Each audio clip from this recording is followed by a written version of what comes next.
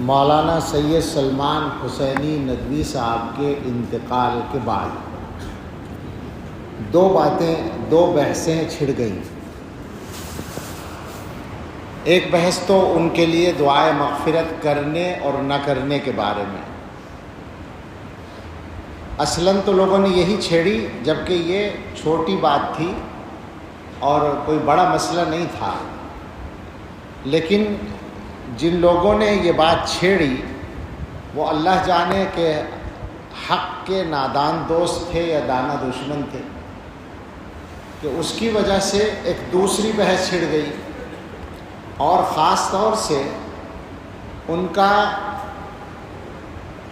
ساتھ دینے والے لوگوں کو موقع مل گیا ان کا دفاع کرنے کا، اور اس کی وجہ سے ایسی صورت بن گئی جیسے حضرات صحابہ رضی اللہ تعالیٰ عنہم کے بارے میں غلط باتیں کرنا، گستاخیاں کرنا، یہ کوئی خاص مسئلہ نہیں ہے، ایک اختلاف رائے ہے، بس ایک آدمی کا عمل تھا۔ بہت سے لوگوں نے شاید اسی کے رد عمل میں تعریفیں شروع کر دی ان کی، کاش یہ بحث نہ چھڑتی، انتقال ہوا، نماز جنازہ ہوتی جیسے سب کی ہوتی ہے اور بات ختم ہو جاتی، لیکن لوگوں نے بحث چھیڑ دی۔ تو اس میں جو زیادہ بڑی بات ہے، زیادہ بڑا مسئلہ ہے، وہی ہے نظریے کا۔ حضرات صحابہ رضی اللہ تعالیٰ عنہم کا مسئلہ معمولی نہیں ہے، اور اس کا تعلق ہدایت اور گمراہی سے ہے، لہٰذا جو حضرات اس معاملے میں مداہنت سے کام لے رہے ہیں، ان کی حیات میں بھی لیا لوگوں نے اور آج بھی لے رہے ہیں۔ بہت سے لوگوں نے یہ کیا کہ ان کی ان غلط باتوں کو، گستاخانہ باتوں کو علمی اختلاف سے تعبیر کیا۔ لوگوں کو یہی پتہ نہیں ہے کہ اختلاف کیا ہوتا ہے، اور یہ جو بات ہے کہ اختلاف رائے کو برداشت کرنا چاہیے، تو کون سا اختلاف رائے ہے جو برداشت کرنے کی گنجائش ہے، اور کون سی بات ہے جس کے بارے میں چپ رہنے کی گنجائش نہیں ہے۔ آج بھی کسی صاحب نے لکھا ہے، انداز ایسا ہے، بڑی مشکل ہے، انداز ایسا ہے جیسے مولانا کی بات کی تردید کرنے والے ان کی عزت سے، ان کی مقبولیت سے حسد کی بنیاد پر ایسا کرتے ہیں۔ لا حول ولا قوت الا باللہ، اس سے بڑی غلط بات تو ہو ہی نہیں سکتی۔ عزت تو ان کی اس وقت تھی جب وہ صحابہ کے بارے میں گستاخی نہیں کرتے تھے، کیا اس وقت کوئی حسد کیا گیا ان کے ساتھ؟ سوال یہ ہے، جب انہوں نے یہ غلطی شروع کی تو غلطی کو غلطی کہا گیا، اس کا تعلق حسد سے نہیں ہے، اور یہ وہ اختلاف نہیں ہے کہ صاحب علمی اختلاف میں ایک دوسرے کی رائے کو برداشت کرنا چاہیے، یہ تو امت کے اندر گمراہی کا راستہ کھولنے والی بات ہے۔ اور میں بہت ہی تکلیف کے ساتھ یہ بات کہوں گا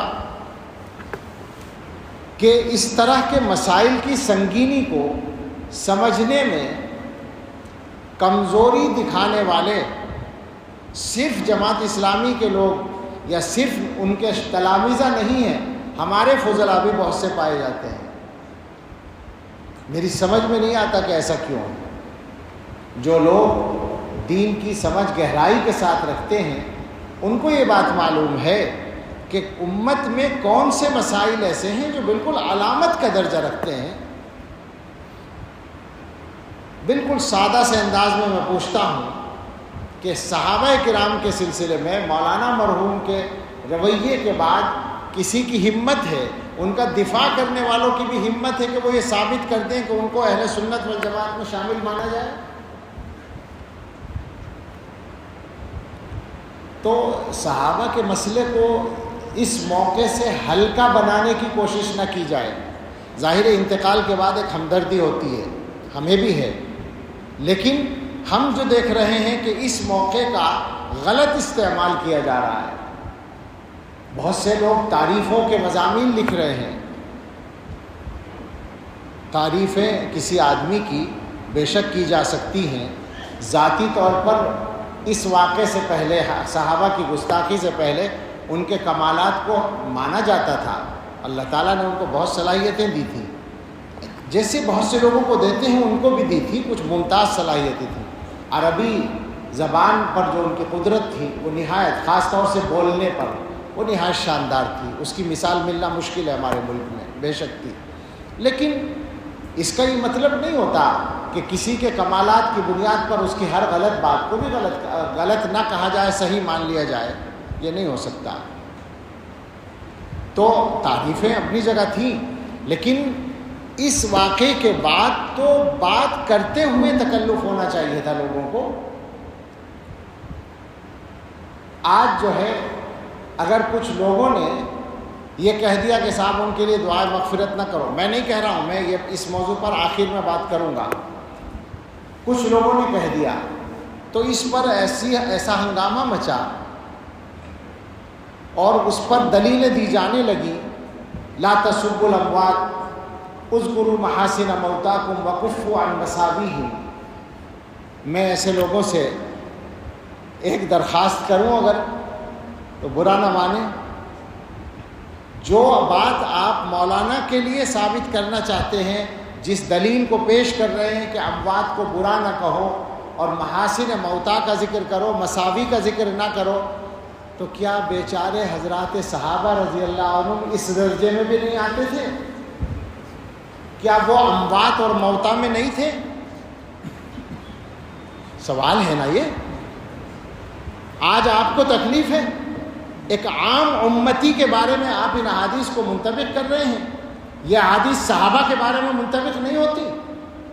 اس کا مطلب یہ ہے کہ اس ملک میں صحابہ کے حق میں بات کرنا جرم بن جائے گا. یہ نہیں چلے گا، کچھ بھی ہو جائے. میں ویسے نہیں بول رہا ہوں. صحابہ کے مقام کو محفوظ رکھنا اس امت کی ذمہ داری ہے، ورنہ یہ امت ختم ہے. یاد رکھیں اس بات کو. بڑے بڑے محدثین کہہ چکے ہیں کہ جو لوگ دین کی بنیاد کو اٹھانا چاہتے ہیں وہ دین کو براہ راست نشانہ بنانے کی ہمت نہیں رکھتے، تو صحابہ کو نشانہ بناتے ہیں، کیونکہ وہ انسان ہیں. انسانوں کو نشانہ بنانا آسان ہوتا ہے. اصل مقصد دین کی مخالفت ہے. اور جو لوگ صحابہ کو نشانہ بنانے میں ڈرتے ہیں وہ حضرت معاویہ کو نشانہ بناتے ہیں. معاویہ دروازہ ہے. عام آدمیوں کے لیے تو اذکروا محاسن موتاکم وکفوا عن مساویہم ہے، صحابہ کے لیے نہیں. حیرت ہوتی ہے کہ کیسے دوہرے معیار لوگوں نے چلا رکھے ہیں. یہ بھی سمجھ لو کہ یہ جو حدیث میں حکم ہے کہ برائی کا ذکر نہ کرو، اس سے مراد ذاتی برائیاں ہیں، نظریے کی بات نہیں ہے. تو ذاتی برائی کسی کی ذکر نہیں کرنی چاہیے. وہ غیبت زندگی میں بھی کی جائے تو غیبت ہوگی. اور ہم پورے اعتماد سے کہتے ہیں کہ ہم نے مولانا کے بارے میں، ذاتی زندگی کے بارے میں، ذات کے بارے میں ایک لفظ کبھی خلاف احترام بھی نہیں کہا. پورا دعویٰ ہے ہمارا. اور بھی بعض لوگوں سے اختلاف ہے، شدید اختلاف ہے. ان کی بھی ذاتی زندگی کو گفتگو کا موضوع کبھی نہیں بناتے، بلکہ کوئی بات کرتا ہے تو میں کہتا ہوں کہ بھائی یہ بات نہ کرو، یہ غیبت ہے، بات نظریے پر کرو. تو یہ جو کہا گیا کہ برائی ذکر نہ کرو، اس سے مراد ہے اعمال کی برائی. کسی آدمی کے عمل کی برائی آپ کو معلوم ہے، اس کا انتقال ہو گیا، اب آپ کہیں کہ صاحب وہ اتنا خراب آدمی تھا، ایسا عمل کرتا تھا، یہ غلط ہے، اس سے روکا گیا ہے. محدثین نے باقاعدہ لکھا، امام نووی رحمۃ اللہ علیہ نے، کہ کفار اس سے مستثنا ہیں کفر کی بنیاد پر، منافقین مستثنا ہیں، اہل بدعت مستثنا ہیں. مبتدعہ کے ان کے نظریے کا ذکر کیا جائے گا غلطی کے، اس کو ظاہر کرنے کے لیے. تو لہٰذا اگر کوئی آدمی یہ کہے کہ گستاخی صحابہ، حضرت معاویہ رضی اللہ عنہ کی شان میں گستاخی یا دوسروں کی شان میں گستاخی، یہ غلط بات تھی، یہ ان کا غلط عمل تھا، تو یہ اس کے ذیل میں نہیں آتا کہ برائی ذکر نہ کرو. ہاں ان کی ذات پر، ان کی شخصیت کی ذاتی چیزوں پر کوئی انگلی اٹھائے تو غلط ہوگا. یہ مسئلہ نظریے کا ہے.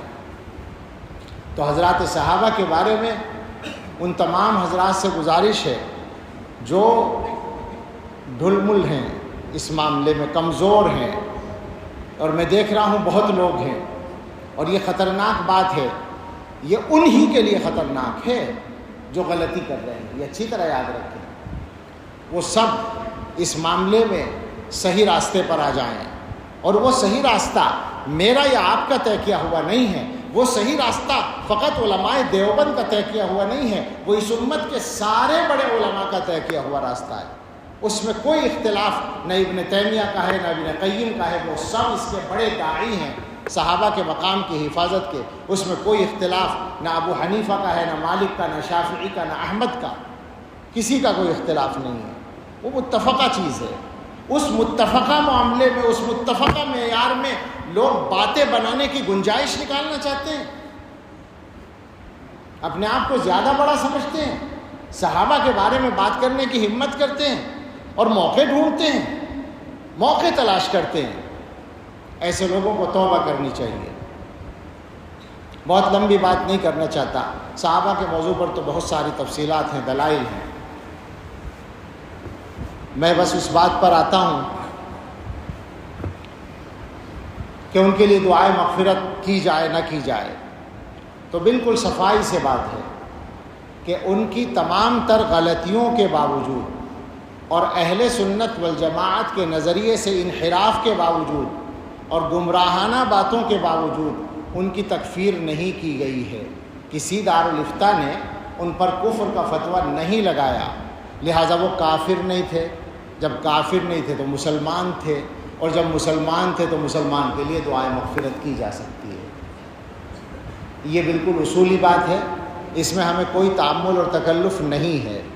البتہ ایک بات ہمارے بعض بزرگوں نے کہی ہے کہ زندگی کے اخیر کے چند مہینوں میں وہ ان اختلافی مسائل پر بولنے میں احتیاط کر رہے تھے۔ اللہ کرے ایسا ہو کہ انہوں نے وفات سے پہلے ان چیزوں سے توبہ کر لی ہو، رجوع کا لفظ بولنا غلط ہے، توبہ کرنے کا مسئلہ ہے کہ توبہ کر لی ہو ان چیزوں سے، اللہ کرے ایسا ہو، تو ظاہر ہے ان کے حق میں بہت خیر ہوگا، مگر اس کے ساتھ یہ ضروری ہوگا کہ ان کے جو اخلاف ہیں، بے تکلف ان سے اپیل ہے، گزارش ہے، نہ یہ ہماری انا کا مسئلہ ہے یا نہ یہ ان کی انا کا مسئلہ ہے، ان کے اخلاف سے درخواست ہے کہ مولانا کی جو تحریرات اور تقریرات، جو تحریریں اور تقریریں، جو تصنیفات اس موضوع پر ہیں اور جو ان کے خطابات ریکارڈ ہیں، ان چیزوں کو آگے چلانے سے احتیاط کریں، ان کو بالکل روک دیں۔ اس کا ایک فائدہ تو یہ ہوگا کہ مولانا نے اگر اپنے معاملات کو ٹھیک کر لیا تھا تو آخرت میں ان کو بہت فائدہ اس کا مل جائے گا، اور ان کے حق میں ایک غلطی کا گناہ جاری رہنے سے وہ بچ جائیں گے۔ دوسرا فائدہ یہ ہوگا کہ خود اخلاف ان کے اس غلطی سے بچ جائیں گے۔ یہ بالکل ہم دردمندانہ اپیل کرتے ہیں کہ اس معاملے کو اب یہاں ختم کریں، اور مولانا سے جو غلطی ہوئی ہے اللہ ان کو معاف کریں، ہم دعا کرتے ہیں، اور اس کی معافی کے لیے سب سے معاون ہوگی یہ بات کہ ان غلطیوں کو آگے جاری نہ رکھا جائے۔ اللہ تعالی ہم سب کو صراط مستقیم پر استقامت عطا فرمائے اور ہم سب کو حسن خاتمہ نصیب فرمائے۔ یہ مسئلہ سچی بات یہ ہے کہ لوگوں کے ایمان کا مسئلہ ہوتا ہے اور نظریے کا، بنیادی عقیدے کا مسئلہ ہوتا ہے، اس لیے مجبوراً اس پر گفتگو کی ہے۔ کسی کے انتقال پر اس طرح کی بات نہیں کی جاتی، لیکن چونکہ لوگوں نے بحث چھیڑی، اور میں نے شروع میں کہا کہ جن لوگوں نے یہ بحث چھیڑی پتہ نہیں وہ نادان دوست تھے یا دانا دشمن تھے، ایسی بحثیں ایسے موقعوں پر چھیڑنی نہیں چاہیے، جس کی وجہ سے لوگوں کو غلط باتوں کے پھیلانے کا بھی موقع مل جاتا ہے۔ اللہ تعالی ہم سب کو صحیح توفیق عطا فرمائے، آمین، وآخر دعوانا ان الحمد